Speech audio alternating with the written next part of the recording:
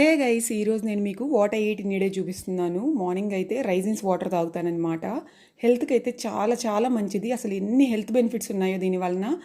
అలానే ఈ ఇడ్లీ దోశ అవన్నీ పక్కకి పెట్టేసి బ్రేక్ఫాస్ట్లో ఇలా ఇవన్నీ తింటున్నానమాట సోక్ చేసుకుని. మార్నింగ్ నిద్ర లేవగానే ఒక మంచి కాఫీ తాగితే ఎంత హాయిగా అనిపిస్తుందో. కానీ మనం రైజిన్స్ వాటర్ తాగాలి అనుకున్నప్పుడు ఫస్ట్ నిద్ర లేవగానే ఆ వాటర్ మాత్రమే తాగాలి. లంచ్ అయితే చాలా సింపుల్ అనమాట. క్యారెట్ కూర చేసుకున్నాము అంతే. ఆ తర్వాత కొంచెం కర్డ్ రైస్ తిన్నాను.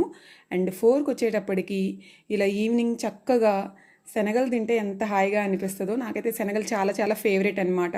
మనం ఇంట్లో చేసుకునే శనగల కంటే గుళ్ళో ప్రసాదం పెడతారు, అదైతే భలే టేస్టీగా అనిపిస్తుంది. అండ్ నైట్ అయితే డిన్నర్ చేయకుండా ఇలా ఓవర్ నైట్ ఓట్స్ చేసుకున్నానమాట. మామూలు పాలతో కూడా చేసుకోవచ్చు. నేనైతే ప్రెజెంట్ బాదం పాలతో చేశాను. చాలా టేస్టీగా ఉంటుంది. అండ్ పీనట్ బటర్ వేసుకుని తింటే అద్దరిపోతుంది టేస్ట్ అయితే. మళ్ళీ కలుద్దాం నెక్స్ట్ వీడియోలో. అప్పటి వరకు బాయ్.